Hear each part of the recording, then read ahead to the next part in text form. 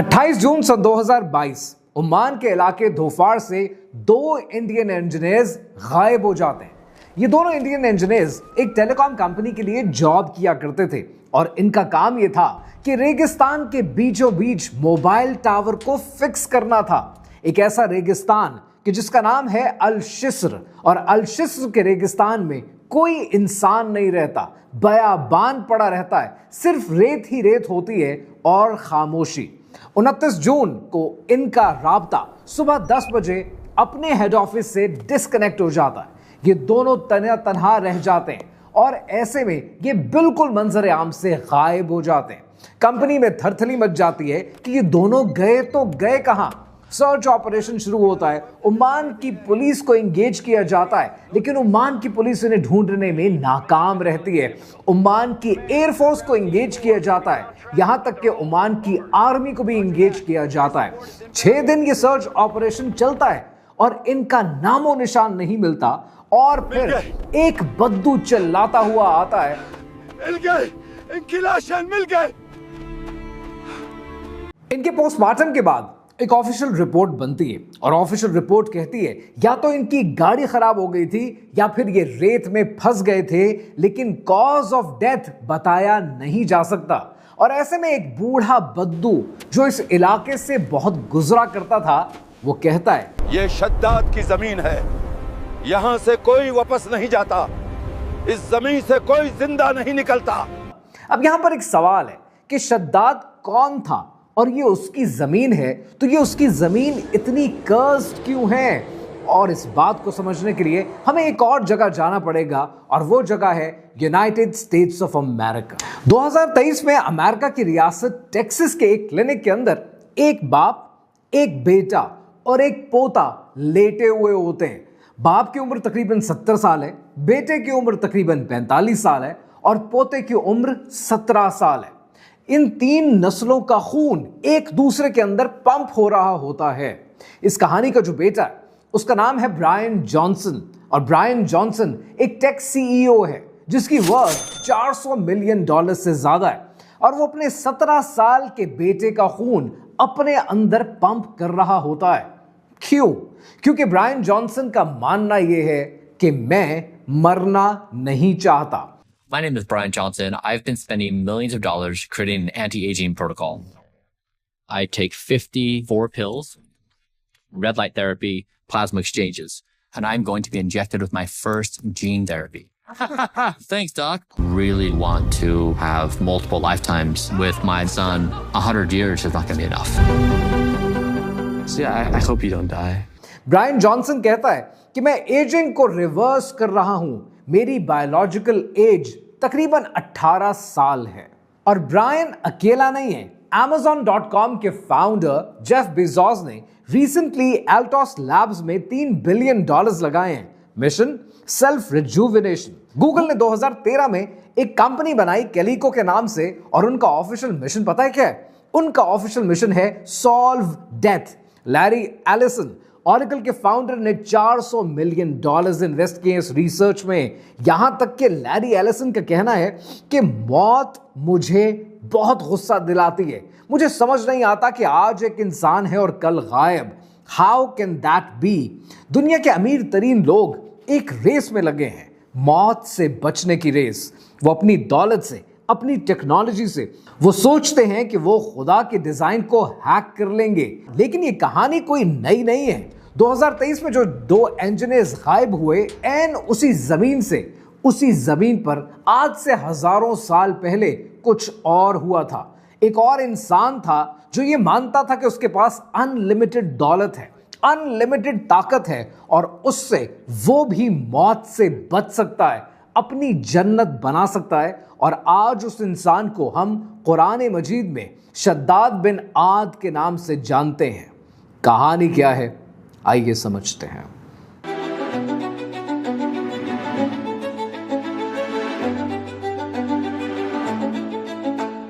हजरत नूह अलैहिस्सलाम के बाद कई नस्लों के बाद एक कौम आई, और वो कौम थी कौम आद। और ये आम लोग नहीं थे।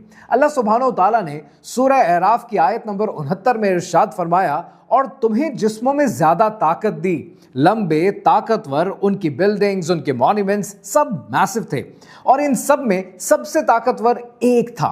तफसीर इब्ने कसीर के मुताबिक आद के 2 बेटे थे, शदीद और शद्दाद। शदीद मर गया और शद्दाद अकेले बादशाह बन गया।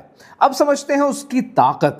1000 कबीले उसके अंडर थे, हर कबीले में हजारों लोग। इराक से लेकर अरेबिया तक शद्दाद की सल्तनत फैली थी। मशरिक और मगरिब के बादशाह इसके सामने झुकते थे। अब जरा इमेजिन करें कि एक इंसान जिसके पास सब कुछ हो, अनलिमिटेड दौलत, अनलिमिटेड ताकत, दुनिया के बादशाह, सब बादशाह उसके आगे नौकर बने हुए हों और वो 900 साल तक जीने वाला हो। ऐसे इंसान के दिमाग में क्या आता है, जिसे उर्फे आम में सिर्फ तकब्बुर कहा जा सकता है। वो सोचने लगा कि मैं सबसे बड़ा हूं, मुझ जैसा कोई नहीं। और फिर अल्लाह सुब्हानहू तआला ने इसकी तरफ एक नबी को भेजा और वो पैगंबर थे हजरत हूद अलैहिस्सलाम। हजरत हूद अलैहिस्सलाम की निस्बत से सूरह हूद की आयत नंबर 50 में अल्लाह सुब्हानहू तआला ने इरशाद फरमाया, ए मेरी कौम, अल्लाह की इबादत करो, उसके सिवा तुम्हारा कोई माबूद नहीं। अब शद्दाद जैसा तकब्बुर में डूबा हुआ इंसान जब अल्लाह का पैगाम सुनता है तो उसका रिएक्शन क्या होता है? शद्दाद ने एक सवाल किया कि अगर मैं तेरा खुदा मान लूं तो मुझे क्या मिलेगा? देखो, शद्दाद ने जो कहा ना कि मुझे बदले में क्या मिलेगा, आप किसी बादशाह से, किसी ऐसे स्टैचर की पोजीशन पे बैठे इंसान से जिसकी पूरी दुनिया पर हुकूमत हो, आप इस तरह की चीज एक्सपेक्ट नहीं करते। ये होती है ट्रांजैक्शनल माइंडसेट। ट्रांजैक्शनल माइंडसेट में कोई बुराई नहीं है, हर इंसान को बदले में कुछ चाहिए। अल्लाह सुब्हानहू तआला ने दोनों रास्ते दे दिए, जन्नत दे दी और दोज़ख का भी बता दिया। अब मर्जी इंसान क्या कमाना चाहे, यह है ट्रांजैक्शनल माइंडसेट। लेकिन वैसे ही एक इंटेलेक्चुअल थॉट है।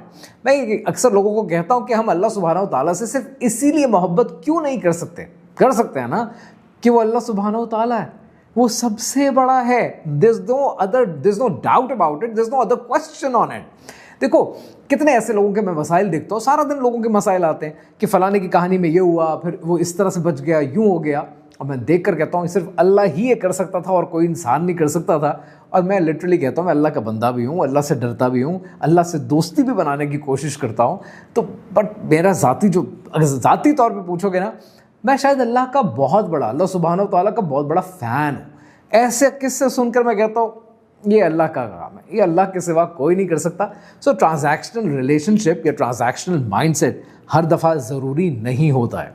Anyways, going back to our notion, शद्दाद को हजरत हूद अलैहिस्सलाम ने फिर जन्नत के बारे में बताया और जन्नत का एक नक्शा खींचा। फिर हजरत हूद अलैहिस्सलाम ने शद्दाद को बताया कि जन्नत में सोने चांदी के महल हैं, मोतियों से बनी जमीन, याकूत और जमर्रुद के दरवाजे, नहरें शहद की, दूध की, पाक शराब की, ठंडे पानी की, कभी बीमारी नहीं, कभी बुढ़ापा नहीं और कभी मौत नहीं। अब जरा ये समझें कि इस पर शद्दाद ने क्या किया। वो हंसने लगा और कहने लगा कि बस इतनी सी बात, ये तो मैं भी बना सकता हूं अपने हाथों से इसी जमीन पर, मुझे तेरी जन्नत की कोई जरूरत नहीं। इतना तकब्बुर। लेकिन इस तकब्बुर के बाद वो रुका नहीं, उसने असल में ये जन्नत बनानी शुरू कर दी। कमालुद्दीन व तमामुन नेमा में शेख सदुक ने लिखा है कि शद्दाद ने 100 वजीरों को अपॉइंट किया, हर वजीर के नीचे 1000 इंजीनियर्स। ये लोग दुनिया भर में फैल गए। सबसे अच्छा मकाम ढूंढा गया और ये मकाम यमन के पहाड़ों में था। और फिर शद्दाद ने हुक्म दिया कि ईंटों की जगह सोना और चांदी लगाओ, सुतूनों में याकूत, दरवाजों में जमर्रुद, जमीन पे पत्थरों की जगह मोती बिछाओ। दुनिया भर के जहाज आते रहे, सोना ले के काफले आते रहे, हीरे जवाहरात लेकर। और क्या आप जानते हैं कि इस जन्नत को बनाने में कितना अरसा लगा? 300 साल। 300 साल में नस्लें बदल गईं, बाप मर गए, बेटे मर गए, उनके बेटे मर गए, लेकिन कंस्ट्रक्शन जारी रही। और शद्दाद 900 साल की उम्र वो जिंदा था, वो वेट कर रहा था। जब कंस्ट्रक्शन कंप्लीट हुई तो शहर का नाम रखा गया और इस शहर का नाम शद्दाद ने अपने दादा के नाम पर रखा और इसका नाम था बाग़े इरम। सूरह फजर की आयत नंबर 7 और 8 में अल्लाह सुब्हानहू तआला ने इरशाद फरमाया, इरम, बुलंद सुतूनों वाला, जिसके मिसल शहरों में कभी नहीं बनाया गया। यानी आप ये देख रहे हैं कि अल्लाह सुब्हानहू तआला ने खुद कहा कि एक ऐसा शहर जैसा कोई भी नहीं बनाया गया। Can you see the scale, can you see the grandeur कि इंसान का बनाया हुआ सबसे ग्रेटेस्ट स्ट्रक्चर, और अब शद्दाद इस जन्नत में जाने को तैयार था। 300 साल के बाद फाइनली वो दिन आया जब शद्दाद अपनी जन्नत को देखने के लिए वहां मुंतकिल होने के लिए बेकरार था। शद्दाद ने काफिला तैयार किया और इस काफिले ने एक लंबा सफर तय किया इस बागे इरम तक जाने के लिए, और आखिरकार सफर कर करके वो दिन आ गया जब शद्दाद की जन्नत उसकी निगाहों के सामने उसका इंतजार कर रही थी। शद्दाद अपने घोड़े से उतरने के लिए कदम नीचे रखता है, लेकिन वो कदम नीचे रख नहीं पाता कि इसी लम्हे के अंदर मुल्कुल मौत आ जाते हैं और शद्दाद का खात्मा हो जाता है। ऐन उस वक्त जब जन्नत उसकी आंखों के सामने, उसकी बनाई हुई जन्नत, वो ना जमीन पर है ना उसका कदम आसमान पर है, वो अपनी जन्नत में जाने के लिए बेकरार है, जहां पर जाकर शायद वो मौत से बचना चाहता था, लेकिन कुदरत ने उसे इतना लम्हा भी नहीं दिया और शद्दाद के गुरूर का, उसके तकब्बुर का और मौत से बच जाने के अरमान का खात्मा हो गया। अब कहानी के अंदर एक ट्विस्ट आता है और ये ट्विस्ट आपको हिला कर रख देगा। सन 1981 में एक फिल्म मेकर था लॉस एंजलिस में, और इस फिल्म मेकर का नाम था निकोलस क्लैप। निकोलस क्लैप ने 1932 की एक किताब पढ़ी कि जिसका नाम है अरेबियन फीलिक्स, और इस किताब को लिखा है बर्ट्रम थॉमस ने। इस किताब में एक बद्दू ने थॉमस से जिक्र किया कि ये रास्ता उबर को जाता है। वहां एक शहर था सोने का जिसे अल्लाह सुब्हानहू तआला ने तबाह कर दिया था। निकोलस क्लैप पागल हो गया इस कहानी के पीछे। उसने रिसर्च शुरू कर दी, अरेबियन नाइट्स पढ़ी, कुरान पढ़ा, पुराने मैप्स ढूंढे, लेकिन प्रॉब्लम यह था कि यह शहर ढूंढा कैसे जाए। रब्बुल खाली, एम्प्टी क्वार्टर, दुनिया का सबसे बड़ा रेगिस्तान, 6,50,000 स्क्वायर किलोमीटर, सिर्फ रेत रेत और बस रेत। तभी निकोलस के दिमाग में एक क्रेजी आइडिया आया। उसने सोचा कि अगर पुराने कैरावान के रूट्स मिल जाएं तो वो सब एक जगह लीड करेंगे और वो इस शहर को जाएंगे। लेकिन मसला ये था कि ऐसे पुराने कैरावान के रूट्स तो हजारों साल पहले रेत के नीचे कहीं दब गए, इन्हें ढूंढे कैसे। तभी निकोलस ने फाइनली नासा को कन्विंस कर लिया और 1984 में स्पेस शटल चैलेंजर में एक स्पेशल रेडार लगाया गया, SIRB। ये रेडार रेत के नीचे देख सकता था और जब इमेजेस आए साइंटिस्ट हैरान रह गए। पुराने कैरावान रूट्स नजर आने लगे जो एक आम नंगी आंख से कभी देखे नहीं जा सकते थे, और ये सब के सब एक ही जगह पर कन्वर्ज हुआ करते थे। 1992 में नासा की जेट प्रोपल्शन लेबोरेटरी की रिपोर्ट आई और रिपोर्ट में लिखा गया कि ancient tracks invisible to the naked eye were detected through radar imaging, all converging on a central point in शिस्र, ओमान। यानी वही जगह जहां पर सन 2022 में वो 2 इंडियन इंजीनियर्स गायब हो गए थे, शिस्र के मकाम पर। 1992 में खुदाई शुरू हुई और 8 फोर्ट्रेस के टावर्स मिले। दीवारें 12 फुट ऊंची थी और सबसे इंपॉर्टेंट बात कि पुराना शहर एक मैसिव सिंक होल में कोलैप्स हो चुका था। जमीन ने उसे निगल लिया था, एग्जैक्टली जैसे कुरान में लिखा था, एग्जैक्टली जैसे बद्दू कहते थे। सूरह फज्र की आयत नंबर 6 से 8 में अल्लाह सुब्हानहू तआला ने इरशाद फरमाया, क्या तुमने नहीं देखा कि तुम्हारे रब ने आद के साथ क्या किया, इरम वालों के साथ जिनके पास बुलंद सुतून थे। 1400 साल पहले जब कोई सैटेलाइट नहीं थी, कोई टेक्नोलॉजी नहीं थी, तब कुरान ने उस शहर का जिक्र किया और 1992 में नासा ने उसे कंफर्म किया। अब वापस आते हैं अपनी उस बिलियनेयर्स की कहानी की तरफ, वापस आते हैं ब्रायन जॉनसन की कहानी की तरफ।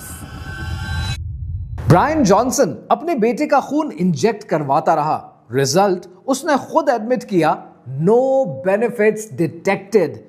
जेफ बेजोस ने अल्टोस लैब पर $3 बिलियन लगाए। Mission reverse engineering. Google Calico का स्लोगन है सॉल्व डेथ। लैरी एलिसन ने $400 मिलियन, पीटर थील ने $7 मिलियन दिए। मैथुसाले फाउंडेशन को वो सब क्या कर रहे हैं? वही जो शद्दाद कर रहा था। अपनी दौलत से, अपनी टेक्नोलॉजी से, अपने बिलियन से वो सोच रहे थे कि वो मौत को हैक कर लेंगे, या वो अल्लाह सुब्हानहू तआला के डिजाइन को बाईपास कर लेंगे, या फिर उनके पास इतना पैसा है कि वो हमेशा जी सकेंगे। सूरह फज्र की आयत नंबर 11 से 14 में अल्लाह सुब्हानहू तआला ने इरशाद फरमाया कि जिन्होंने शहरों में सरकशी की और बहुत फसाद फैलाया तो तुम्हारे रब ने उन पर अजाब का कोड़ा बरसा दिया। बेशक तुम्हारा रब यकीनन देख रहा है। बेशक तुम्हारा रब घाक में है, देख रहा है, हर एरोगेंट के लिए तैयार है। शद्दाद ने 300 साल लगाए, बिलियंस खर्च किए, लेकिन एक लम्हे का मौका नहीं मिला अपनी जन्नत को देखने के लिए। आज बाग़े इरम रेत के नीचे दफन है, शद्दाद की कब्र गुमनाम है और वो जमीन आज भी अपना शिकार ढूंढ रही है। सन 2022 में जो 2 इंजीनियर्स लापता हो गए और फिर उनकी लाशें मिली, उनसे पहले न जाने कितने और लोग इस जमीन का शिकार हुए और कितने इसके बाद भी इसी जमीन का शिकार होंगे। मकामी बद्दू शायद सच कहते थे कि ये शद्दाद की जमीन है, यहां आने वाला वापस नहीं जाता। लेकिन उसकी कहानी 1400 साल पहले भी जिंदा थी, क्योंकि अल्लाह चाहता है कि हम सीखें कि दौलत, ताकत और टेक्नोलॉजी कभी भी मौत से नहीं बचा सकती, कि वो जो अपने आप को खुदा समझ बैठते हैं उनको समझने की जरूरत है कि अल्लाह सुब्हानहू तआला यकीनन देख रहा है। पता क्या, हम जिंदगी के ना कितने मामलों में अपनी अना को ले आते हैं, अपनी मैं को आगे रख देते हैं कि मैं कह रहा हूं तो ऐसे होना चाहिए और मैं कह रहा हूं तो वैसे होना चाहिए। ये जो मैं है ना, ये इंसान को हर मकाम पर मरवाती है। बाबा मोहम्मद याह्या खान कितनी खूबसूरत बात करते हैं कि अलिफ लाम मीम तेरी रजा मेरी तस्लीम। ये तकब्बुर और वैनिटी इंसान को आगे बढ़ने नहीं देती है और हम अपने अंदर अपने आप की परस्तिश शुरू कर देते हैं, अपनी पूजा शुरू कर देते हैं और अपने आप को इतना बड़ा बना देते हैं कि मैं अहम था, ये वहम था, ये समझना बंद कर देते हैं। मुझे रशीद बदर का शेर बड़ा खूबसूरत लगता है कि खुदा हमको ऐसी खुदाई ना दे, खुदा हमको ऐसी खुदाई ना दे कि अपने सिवा कुछ दिखाई ना दे।